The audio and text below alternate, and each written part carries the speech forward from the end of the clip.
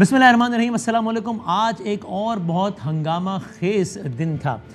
यूँ तो पाकिस्तान तहरीक इंसाफ के लोग इस तवातुर के साथ पार्टी छोड़ छोड़ के जा रहे हैं, तो ये अब कोई यानी अभी मामूल बनता जा रहा है कि रोज़ाना एक से ज़्यादा लोग, बहुत सारे लोग पार्टियाँ छोड़ के चले जाते हैं। लेकिन आज दो ऐसे लोगों ने, ख़ास करके उनमें एक ऐसे फ़र्द ने पार्टी छोड़ी जिनका पार्टी छोड़ना इंतहाई हैरानगी का बायस था, और जिनका पार्टी छोड़ना बिल यकीन इमरान खान साहब के लिए भी एक बहुत ही हैरानगी का बायस होगा। डॉक्टर शीरी मज़ारी साहिबा इमरान खान साहब के बहुत करीबी तरीन मुतमदीन ख़ास में से एक थी, और आज यकदम उन्होंने गिरफ्तारी रिहाई होती रही। पिछले कुछ दिनों में 5 मरतबा गिरफ्तार हुई, और आज मीडिया के सामने आके पार्टी छोड़ने का ही ऐलान कर दिया डॉक्टर शीरी मज़ारी साहिबा ने। उससे थोड़ी देर फ़याज़ुल हसन चौहान साहब, इमरान खान साहब की टीम के एक और बहुत ही इंपॉर्टेंट मेंबर, बहुत ही शोला बयां मुकर्रर, बहुत ही तगड़े अंदाज में इमरान खान साहब का दिफा करने वाले, उन्होंने एक और काम वो किया जो कि इससे पहले नहीं हुआ। इतने लोगों ने तो छोड़ी उसमें, वो ये कि उन्होंने खुलकर नाम लेकर एक से ज़्यादा मरतबा इमरान खान साहब पे तनकीद भी की, बल्कि पिछले दिनों होने वाली इमरान खान साहब के साथ कुछ डिजिटल मीटिंग्स का हवाला भी दिया। जूम मीटिंग्स की, चूँकि तर्जुमान थे, तर्जुमानों की मीटिंग में होते थे, जूम मीटिंग में वो, जिसमें उन्होंने कहा कि खान साहब जब जेल से वापस आए हैं 9 मई के बाद, पहली मीटिंग में उन्होंने कहा कि 9 मई के वाक़े की मजम्मत नहीं करनी। अगर आपको याद हो कि खान साहब जब आ गए थे और कोर कमांडर हाउस वाला सारा मामला हो गया था, तो शुरू में 2-3 दिन बात होती रही कि खान साहब इससे बात ही नहीं कर रहे, इसमें मजम्मत क्यों नहीं कर रहे, और खान साहब ने बहुत दिनों बाद जाके मजम्मत की। फ़याज़ुल हसन चौहान साहब कहते हैं उस जूम मीटिंग में खान साहब ने कहा कि नहीं करनी हमने मजम्मत, इस पर पीछे नहीं हटना है, किसी ने डिफेंसिव मोड में नहीं आना है।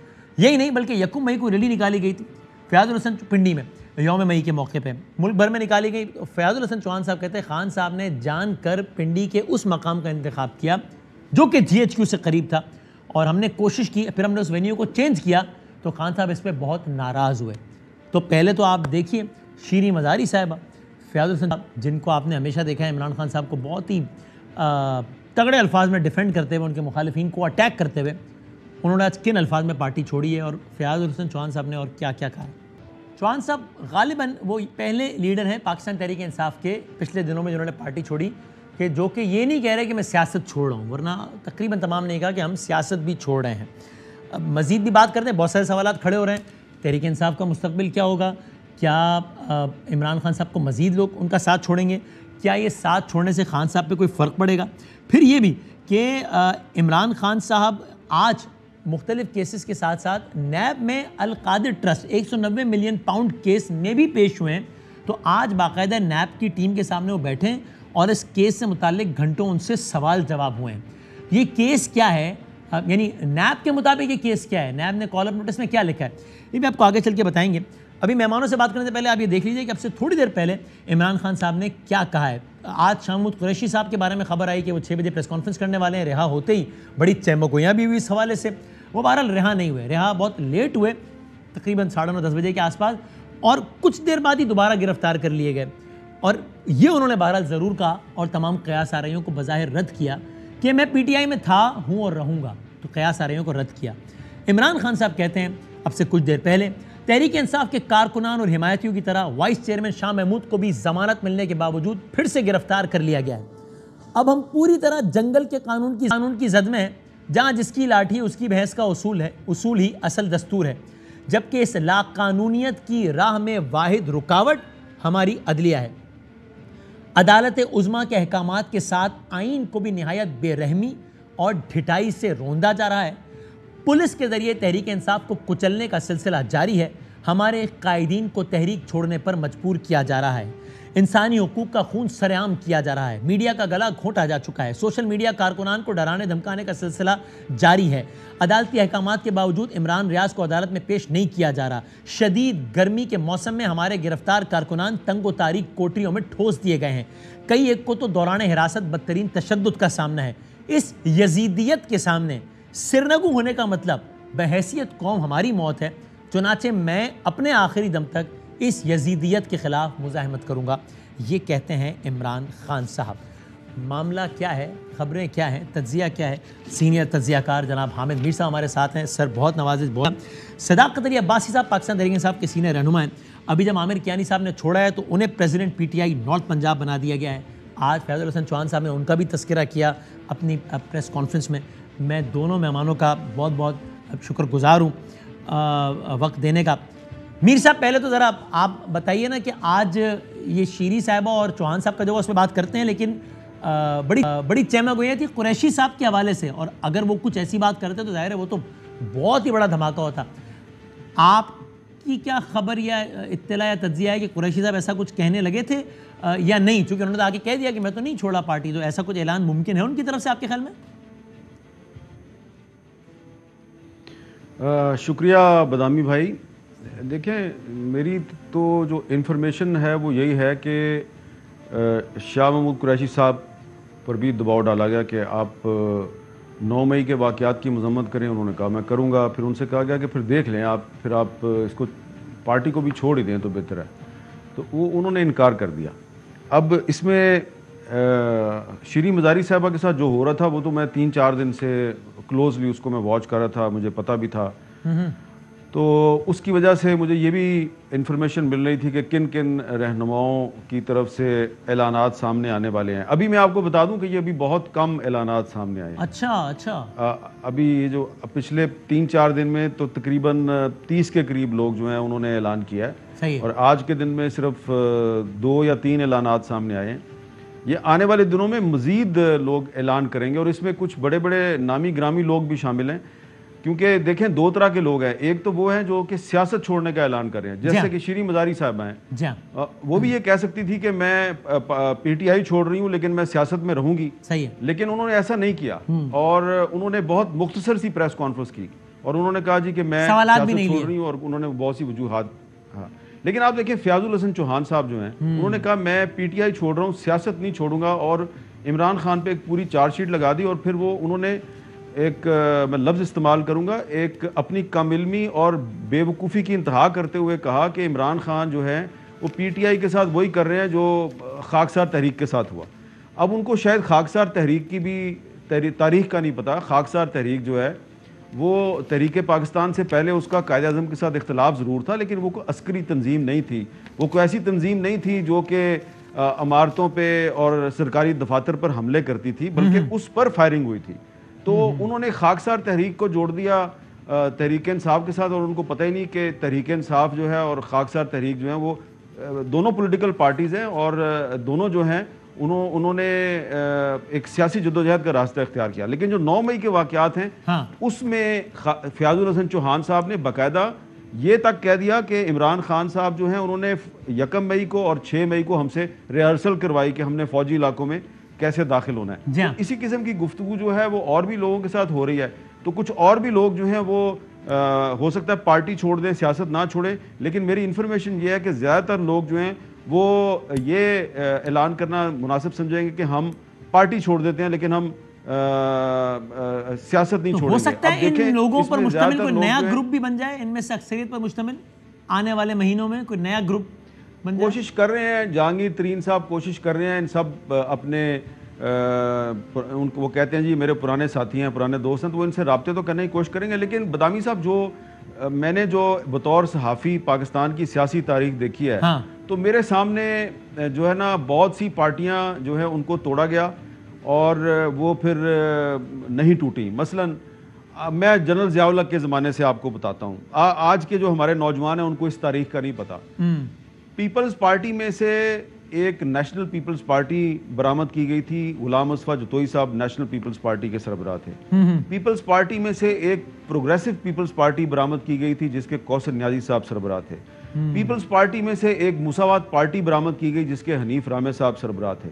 और फिर जब ये सिलसिला चलता रहा, जनरल परवेज मुशर्रफ का दौर आया, तो दोबारा फिर पीपल्स पार्टी में से एक पीपल्स पार्टी पैट्रियट बरामद की गई, लेकिन पीपल्स पार्टी आज भी बरकरार है। इसी तरह मुस्लिम लीग नून जो है, उसमें से मुस्लिम लीग काफ निकाली गई। JUI में से JUI सीन, JUI फे और उसके बहुत से हिस्से कर दिए गए। ANP को तोड़ने की कोशिश की गई। मैं बहुत सी पार्टियों के नाम आपको तो MKM आपके सामने जी हाँ, और तो हमेशा एक बात ये बताएं, फिर मैं सराग साहब की तरफ जाऊँ कि आपके ख्याल में, यानी चलें मैं वो जो सवाल मेरे ज़हन में था उसको मैं आगे पूछ लूँगा। अभी इलेक्शन है आपके ख्याल में अक्टूबर नवंबर में, यानी अगस्त में ये असेंबली एक्सपायर होगी और उसके 90 दिन के अंदर इलेक्शन होगा ही नहीं होगा? मुझे याद है आपने अपने कॉलम में भी लिखा कि आपने हमारे प्रोग्राम में सबसे पहले कहा था कि पंजाब का इलेक्शन तो नहीं है। हालांकि उस वक्त बहुत सारे लोगों की राय इसके बरक्स ही, लोग कहते थे भाई कैसे अवॉइड होगा पंजाब का इलेक्शन, लेकिन वो नहीं हुआ। अब आपका नेशनल असेंबली के इलेक्शन के बारे में क्या ख्याल है कि वो है कि नहीं है? ये अभी चंद दिन पहले शहबाज शरीफ साहब के साथ हमारी एक ऑफ द रिकॉर्ड मीटिंग हुई थी और उसमें मैंने उनसे पूछा था। हाँ। और उसमें मैंने ये कहा था जी कि अब तो पीटीआई में टूट फूट शुरू हो गई है, तो अब आपका क्या ख्याल है, इलेक्शन हो जाएगा? तो उन्होंने बड़े एतमाद से कहा जी इंशाल्लाह अक्टूबर में इलेक्शन हो जाएगा। तो जो अब हालात व वाक़यात पिछले 3-4 दिन से चल रहे हैं और आने वाले कुछ दिनों में इनमें मज़ीद तेज़ी आएगी, तो मेरा ख्याल ये है कि अब तो ये इलेक्शन के रास्ते में कोई रुकावट नहीं होनी चाहिए।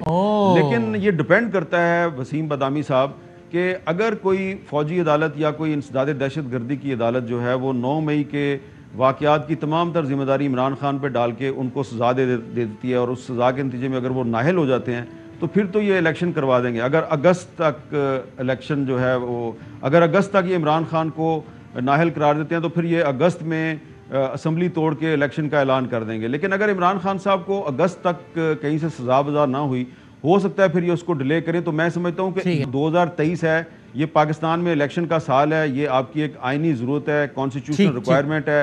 अगर आप इस साल पाकिस्तान में इलेक्शन नहीं करवाएंगे तो इसका मतलब ये है कि आप पाकिस्तान के आइन के साथ खिलवाड़ कर रहे हैं। सही है।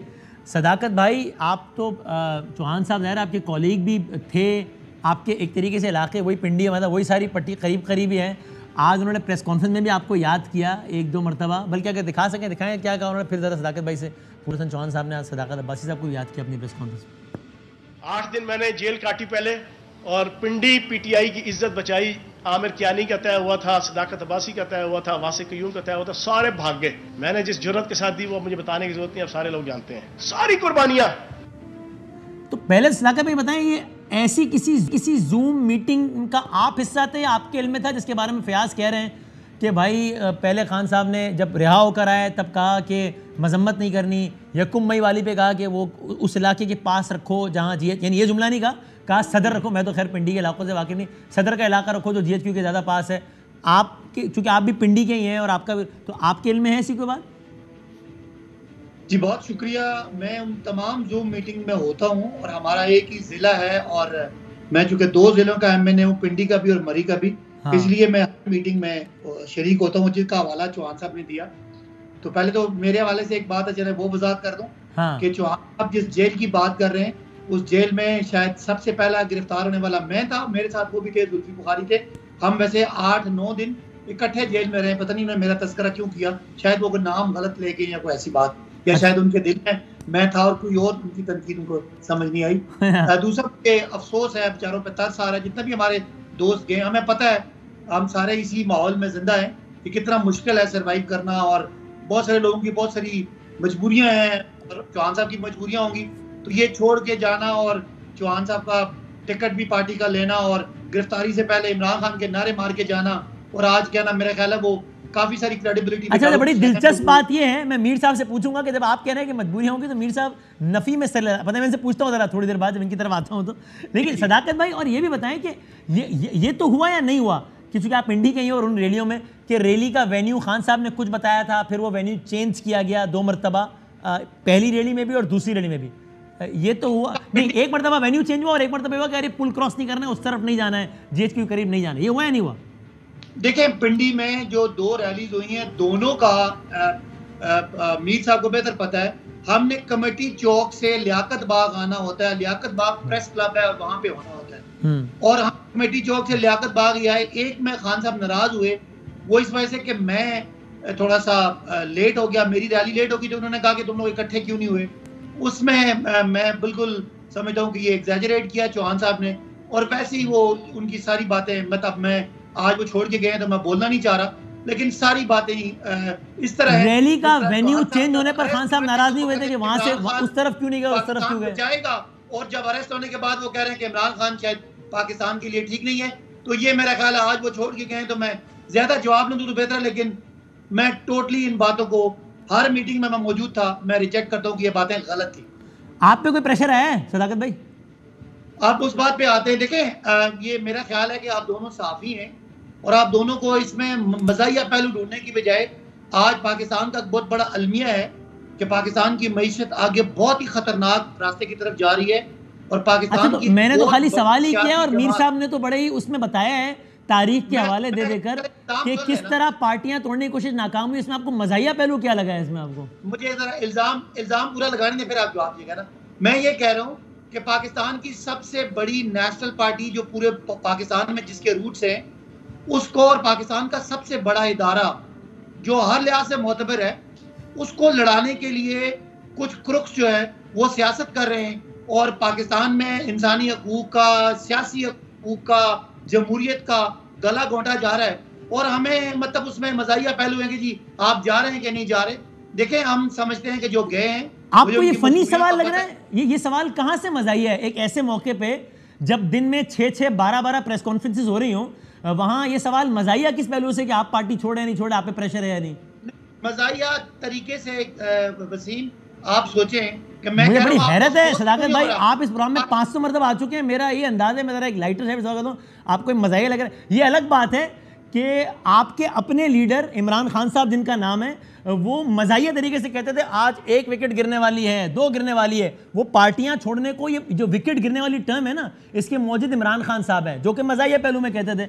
आपको वो बड़ा सीरियस लगा। मेरा सवाल, अब मैं इस बात का ख्याल करूंगा कि कहीं आपसे सवाल करते हुए चेहरे पर मुस्कुराहट ना आ जाए। अब मैं इसका ख्याल करूंगा, अपने मिजाज से हट के बहुत ही पक्के मुंह से सवाल करूंगा, ताकि आपको ये ना लगे मज़ाहिया लग रहा है। जी सर बताइए, मैं आप कोशिश करूंगा मुस्कुराऊं ना। आप जरा लॉजिक सुने, आप दोनों हमारे बड़े देखे जाने वाले साफी हैं। आज जो पाकिस्तान में एक सियासतदान की जिंदगी को इस तरह का तंग किया जा रहा है कि जिस तरह शीरी मजारी की आंखों में आज आंसू थे, आपका क्या ख्याल है? आप जरा तजिया दोनों करें कि ये जो पीडीएम के क्रुक्स हैं, आपका ख्याल है पब्लिक में ये मकबूल हो रहे हैं?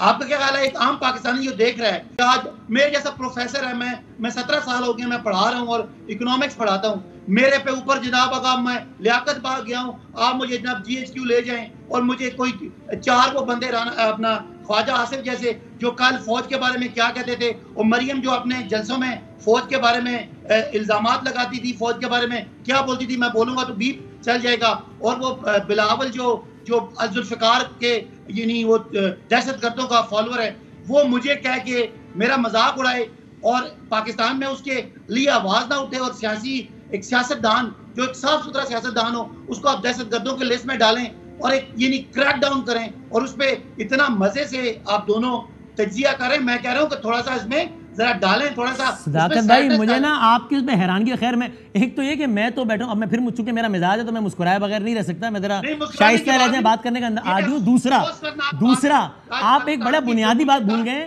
मैं इस प्रोग्राम का मेजबान हूँ, तो मैं तजिया कर तो बना ही नहीं हूँ, तो मैं तजिया तो करूंगा ही नहीं। और मीर साहब तजिया कर चुके हैं, जिसमें उन्होंने कहा कि पार्टी छुड़वाई जा रही है, प्रेशर से छुड़वाई जा रही है और एक कोशिश नाकाम होगी।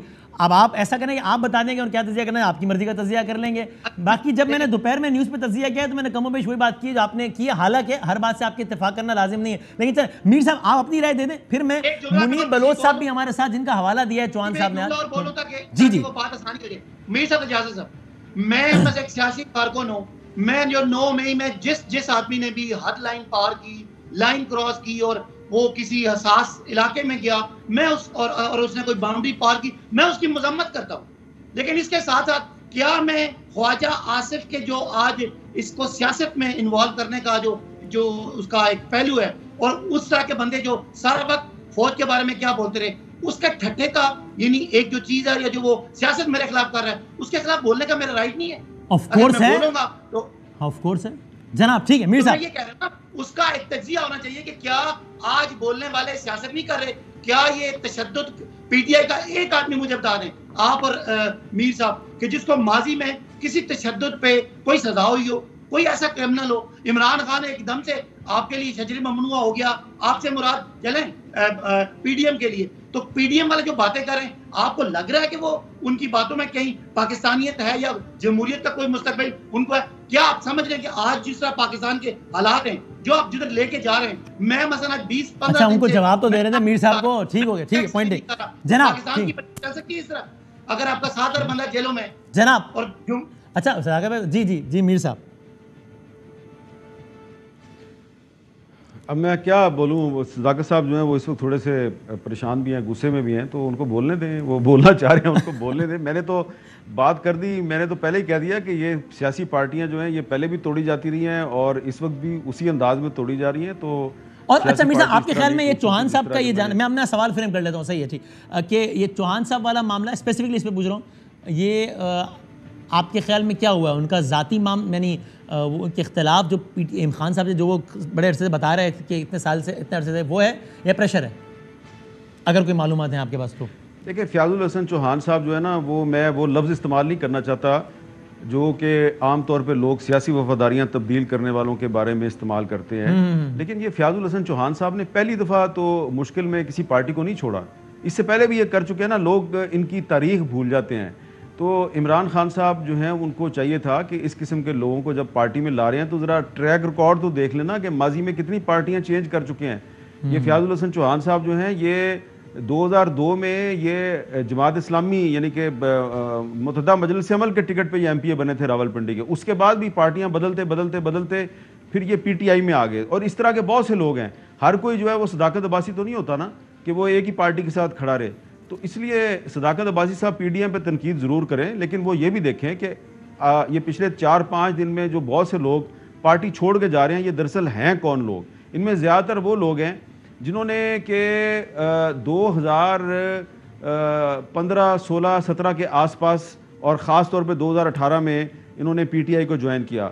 वाहिद शीरी मज़ारी हैं जो कि पुरानी हैं पाकिस्तान तहरीक इंसाफ में, और जो 2011 का जो अक्टूबर 2011 में जो मीनार पाकिस्तान का जलसा था, तो उसमें भी ये उस वक्त भी स्टेज पे नज़र आई थी और ये शुरू से एक ही पार्टी में रही हैं।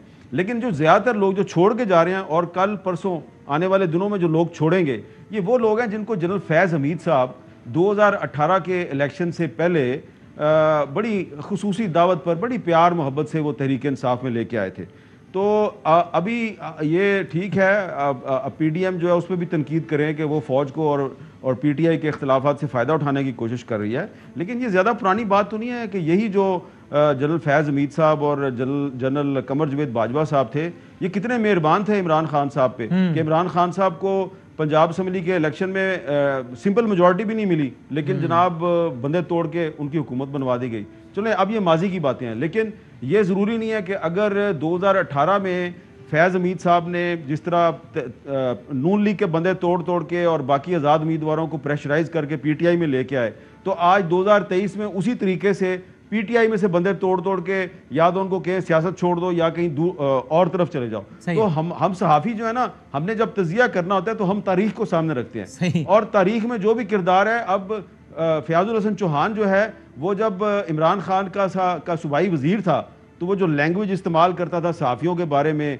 गद्दारी के फतवे, मुल्क दुश्मन लगा देना, किसी को कहना ये गद्दार है, ये दुश्मन है, ये फलां है, तो आज वो इमरान खान पे इल्ज़ाम लगा रहा है कि जी 9 मई का वाक़या जो है वो इमरान खान ने करवाया और हमें कहा कि मजम्मत भी ना करो। और अच्छा हुआ कि आपने सदाकत अब्बासी साहब को बुलाया और इन्होंने मामला क्लियर कर दिया कि उन्होंने मुबालगा राय से काम लिया है।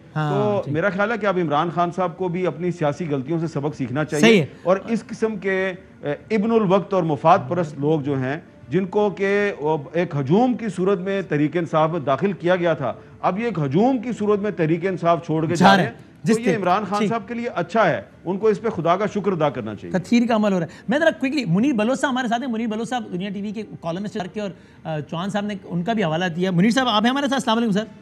जी वालेकुम सलाम सर, शुक्रिया वक्त देने का। चौहान साहब ने कहा जनाब, मैंने आज से पता नहीं 1 साल पहले तकरीबन इमरान खान साहब को एक वॉइस नोट के जरिए जो है वो बताया था कि खान साहब आप इदारों के खिलाफ बात कर रहे हैं, ये ना करें, ये वो मई के महीने में। हाँ जी, आपका नाम लिया कि ये गवाह है इस वॉइस नोट की एक कॉपी, तो ऐसा है आपके पास? जी, जून 2022 में उन्होंने मुझे एक वॉइस मैसेज अपना भेजा और साथ ही कहा कि ये मेरे पास आपकी अमानत है। अच्छा, तो ये आप इमरान खान को फॉरवर्ड करें, क्योंकि मेरा उनके साथ व्हाट्सएप पे रब्ता था, और जो बदकिस्मती से अब 8 मई के बाद नहीं है। तो मैंने वो उस मैसेज में ये था कि इमरान खान साहब आप ऐसा करें कि ये जो आप आर्मी चीफ को या सपा सलार का नाम लेके ये जो आप कह रहे हैं कि जी अब मीर जाफर है, मीर सादक है, ये ना कहें, ये डायरेक्ट हमला है, और अगर आपने दोबारा पावर लेनी है, हुकूमत में आना है, तो हमें फौज से बना के रखनी चाहिए। आपके सामने मिसाल है नवाज शरीफ की, हर दफ़ा उन्होंने फौज को जलील की, इस तरह के इल्ज़ाम लगाए, रोग आर्मी जैसे अपना इश्तिहार यानी इनके खिलाफ इश्तिहारात लगाए, और वो यानी उनके बेटी ने भी जो कहा कि ये जो दहशतगर्दी है इसके पीछे वर्दी है।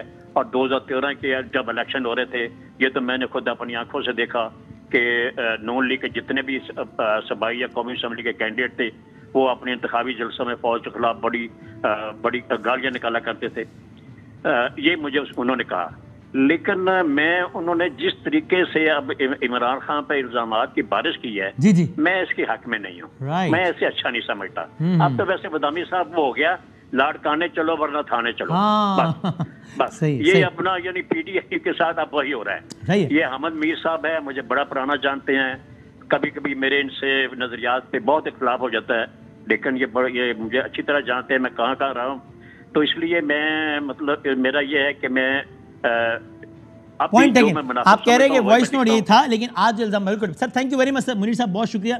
मैं सर क्विकली मलिक मोहम्मद रियाज साहब ये लॉयर हैं जमशेद चीमा और मुसरत चीमा साहिबा के, जो कि दोनों इस वक्त कैद हैं। आज ये आए सामने, उन्होंने कहा कि जमशेद चीमा साहब ने मुझसे कहा है, वो जेल में, उन्होंने कहा है कि मैं बाहर निकल के पार्टी छोड़ दूंगा। ये भी बड़ी खबर थी, शीनी मदारी साहब की खबर के बाद खबर दब गई, और नहीं बड़े क्लोज हैं ये इमरान खान साहब के। बल्कि जो खान साहब की जो आखिरी जो ऑडियो लीक हुई है नैप वाला लैंडलाइन से, उसमें मुसरत साहब से बात कर रहे थे वो।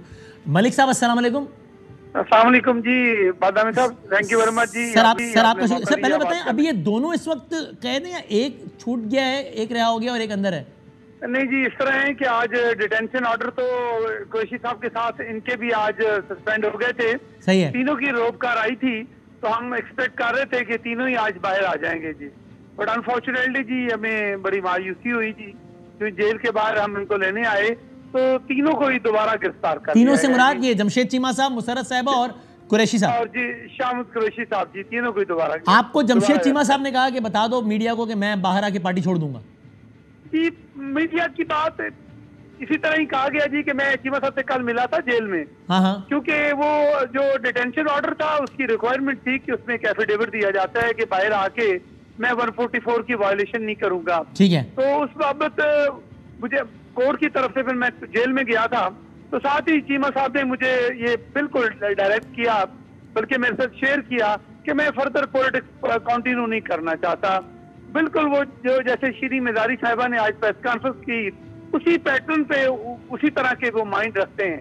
बस मुझे और मुसरत साहिबा का भी ऐसा ही कोई इरादा है उनकी? नहीं, मुसरत हमारी जो बहन है, उन्होंने मुझे कोई इस तरह की इंस्ट्रक्शन नहीं दी कि मैं अपने पास से कोई बात कर जाऊं, लेकिन इंस्ट्रक्शन थी जमशेद चीमा साहब की हद तक मुझे इंस्ट्रक्शन थी कि वो अपने बिजनेस को कॉन्सेंट्रेट करना चाह रहे हैं, वो अपने बच्चों पे कॉन्सेंट्रेट करना चाह रहे हैं, सिर्फ उनकी तरफ। थैंक यू सर, बहुत शुक्रिया, बहुत नवाज।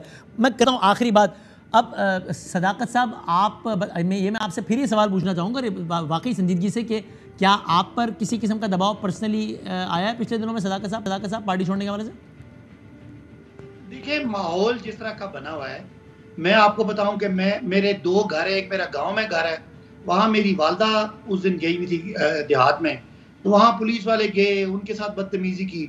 फिर मेरे यहाँ इस्लामाबाद में घर है, वहाँ पुलिस वाले आए, 4 गलियां बंद करके मेरे घर में मेरी वाइफ और मेरी बेटी है 6th ग्रेड की, उनके साथ जाहिर है जो भी उन्होंने बदतमीजी की, जिस तरह भी वो घर के अंदर गए और पूरे मेरे मोहल्ले के 4 घरों को जिस तरह उन्होंने एक एक जगह जाके छानबीन की, मेरे रिश्तेदारों को, मेरे मुलाजमों को उठाया गया, तो जाहिर है प्रेशर तो है। लेकिन बहरहाल मैं ये सिर्फ ये कहना चाहता हूँ कि इसका एक दूसरा एस्पेक्ट है। मैं बिल्कुल आपके जो मीर साहब ने कमेंट किया, बिल्कुल आपका राइट है कि हमें कोई पार्टी ज्वाइन करे या हमें छोड़े, तो बिल्कुल आपका राइट बनता है। मैं वो बात नहीं कर रहा था, मैं ये बात कर रहा था कि इसमें एस्पेक्ट है। मिसाल के तौर पर जैसे मैंने कहा कि हम सारे पुरतशद्दुद नहीं है, लेकिन पूरे मुल्क में एक माहौल बनाया जा रहा है, उस माहौल में एक बात और हो रही है कि मिसाल तौर पे मैं मीर साहब से कहता हूँ, मीर साहब मैं प्रोटेस्ट में था लियाकत बाग, हम जंग बिल्डिंग से लियाकत बाग प्रेस क्लब की तरफ आ रहे थे, 3 दफा पुलिस ने हमें शेलिंग करके वापस भेजा। जब 3 दफा पुलिस मरी रोड से लियाकत बाग से क्राउड को 5-6 हजार बंदों को शेलिंग करके उधर भेज रही है, तो क्राउड ने कहां जाना है? अच्छा ठीक है स्वागत, थोड़ी मैं काट रहा हूँ, मैंने बिल्कुल बस वक्त खत्म हो गया। मीर साहब फाइनल कमेंट में, मेरे ब्रेक पे जाना है, आपका शुक्रिया अदा करते हैं दोनों का। आखिर में आप बता दीजिए कि अभी आपके ख्याल में गिरफ्तारियों का सिलसिला मीर साहब मजीद आगे बढ़ना है, वफादारियाँ तब्दील करने के साथ साथ फाइनल वर्ड? देखिए गिरफ्तारियां भी होंगी, वफादारियां भी तब्दील होंगी, लेकिन मेरी एक बात याद रखें, मैं बार बार कह रहा हूं कि इस तरीके से पाकिस्तान में किसी सियासी जमात को आप ख़त्म नहीं कर सकते और तहरीक इंसाफ जो है वो मुश्किल सूरत हाल से दो चार है, लेकिन ये ख़त्म नहीं होगी इस तरह। बहुत शुक्रिया, right, let's, thank you very much Sadaqat, बहुत शुक्रिया। एक ब्रेक के बाद एक और हम मौजू के साथ हाजिर होंगे।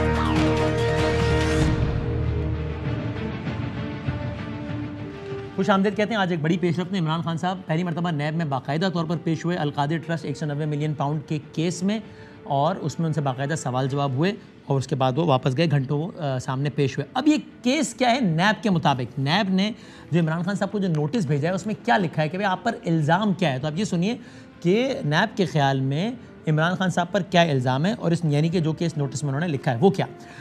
इमरान खान के ख़िलाफ़ तहकीकात बतौर, यानी तहकीकात हो किस चीज़ पर रही है? क्या बेसिकली क्या है कि जनाब बतौर वज़ीर आज़म या इमरान खान साहब के ख़िलाफ़ जो तहकीकात हो रही है बतौर पब्लिक ऑफिस होल्डर उन्होंने ओहदे का गलत इस्तेमाल किया, ये बुनियादी तौर पर इल्ज़ाम है नैब का। इल्ज़ाम क्या है, इल्ज़ाम की डिटेल्स क्या है, ये सुनिए। इल्ज़ाम है इस नोटिस के मुताबिक, नैब के मुताबिक, कि उन्होंने बतौर वज़ीर आज़म 190 मिलियन बरतानवी पाउंड 190 मिलियन बरतानवी पाउंड ज़ाती फ़ायदे के लिए गैर कानूनी तौर पर ट्रांसफ़र करने में अहम किरदार अदा किया। अब ये क्या मतलब, कहाँ से कहाँ ट्रांसफ़र होना चाहिए था और कहाँ ट्रांसफ़र हुआ, ज़ाती फ़ायदा कैसे हुआ, इसकी डिटेल आती है आगे। लेकिन इस केस की टाइमलाइन क्या है? नैब के मुताबिक 14 दिसंबर 2018 से मामला शुरू होता है। अगस्त 2018 में खान साहब की हुकूमत आती है। 14 दिसंबर 2018 को बरतानिया की नेशनल क्राइम एजेंसी ने 2 पाकिस्तानियों के 20 मिलियन पाउंड मुंजमद किए, इस इम्कान की बिना पर कि ये प्रोसीड ऑफ क्राइम से हासिल की गई रकम है, यानी ये रकम किसी जुर्म से हासिल की गई है। इस बुनियाद पर 20 मिलियन पाउंड कर दिए फ्रीज। फिर इसके कुछ अरसे के बाद क्या हुआ, इसके तकरीबन 8 माह के बाद क्या हुआ, 12 अगस्त 2019 को उसी एजेंसी ने इसी बिना पर कि रकम जुर्म से हासिल की गई है 120 मिलियन पाउंड और एक प्रॉपर्टी भी मुंजमद कर दी। ये हुआ बरतानिया में। फिर मामला आगे बढ़ता है कि अब जनाब बरतानिया ने वो रकम मुंजमद की कि प्रोसीड ऑफ क्राइम है, अब ये रकम जाएगी वापस पाकिस्तान को, ये रकम जाएगी पाकिस्तान के कौमी ख़जाने में। तो बात आगे बढ़ती है। इस सब के 4 महीनों के बाद क्या हुआ, 2 दिसंबर 2019 को उस वक्त के वज़ीर आज़म यानी इमरान खान साहब के नाम पर लिखे नोट में ये बात बाकायदा लिखी गई थी कि ये रकम पाकिस्तान के कौमी ख़जाने में वापस जाएगी, लेकिन ऐसा कभी हुआ ही नहीं नैब के मुताबिक। तो क्या हुआ, इसकी तस्दीक किस तरह होती है इस इल्ज़ाम की नैब के मुताबिक? वो कहते हैं कि इसकी तस्दीक इस तरह होती है कि 3 दिसंबर 2019 को खुद हुकूमत पाकिस्तान यानी उस वक्त की हुकूमत पाकिस्तान का जो एसेट रिकवरी यूनिट था, ये वो यूनिट था जो खान साहब ने बनाया था, कहा था लूटी हुई दौलत पूरे पाकिस्तान से वापस आएगी, शहजाद अकबर साहब इसको हेड करते थे। 3 दिसंबर 2019 को एसेट रिकवरी यूनिट की प्रेस रिलीज में वाज़ेह तौर पर लिखा था कि बरतानवी एजेंसी ने इस बात पर इत्तेफाक किया है कि रकम रियासत पाकिस्तान के हवाले की जाएगी। इसकी फर्दर तस्दीक किस तरह होती है, वो इस तरह, खुद बरतानिया की नेशनल क्राइम एजेंसी ने भी अपनी प्रेस रिलीज में इसी बात को कंफर्म किया इन्हीं अल्फाज में कि ये रकम रियासत पाकिस्तान को जाएगी। तो होना तो ये था, फिर हुआ क्या? रिकॉर्ड ये बताता है, नैब के मुताबिक रिकॉर्ड ये बताता है कि बजाय इसके कि रकम रियासत पाकिस्तान को मिलती, तो कहाँ मिली ये रकम? ये रकम बेईमानी से और ये रकम बदनीयती से कहाँ चली गई? उस वाजिबुल अदा रकम के एवज एडजस्ट कर दी गई और एडजस्ट करके उसी मकसद से बनाए गए एक बैंक अकाउंट में जमा कर दी गई। यानी क्या, सुप्रीम कोर्ट ऑफ पाकिस्तान में एक हाउसिंग सोसाइटी का केस चलता है, सुप्रीम कोर्ट ऑफ पाकिस्तान उस हाउसिंग सोसाइटी को जुर्माना करता है, सुप्रीम कोर्ट ऑफ पाकिस्तान एक बैंक अकाउंट बनाता है कि आप इस अकाउंट में जुर्माने की रकम अपनी देंगे। वो जो रकम बरतानिया में जुर्माना होता है वो अवाम पाकिस्तान या ख़जाना पाकिस्तान में आने के बजाय सुप्रीम कोर्ट ऑफ पाकिस्तान ने एक बिल्कुल एक मुख्तलिफ केस में जो एक अकाउंट बनाया था उसमें वो रकम लैंड कर जाती है कि जनाब, यानी वो पैसे पाकिस्तान के कौमी ख़जाने में नहीं जाते बल्कि उस अकाउंट में चले जाते हैं जो जुर्माने की मद में जिसमें पैसे देने ही थे किसी भी सूरत, वो रकम वहाँ एडजस्ट हो जाती है। इसकी फर्दर डिटेल्स क्या है नैब के मुताबिक, जो कि उन्होंने अपने एलामिया में लिखा, जो कि अपने कॉल अप नोटिस में लिखा, एलामिया में नहीं कॉल अप नोटिस में लिखा।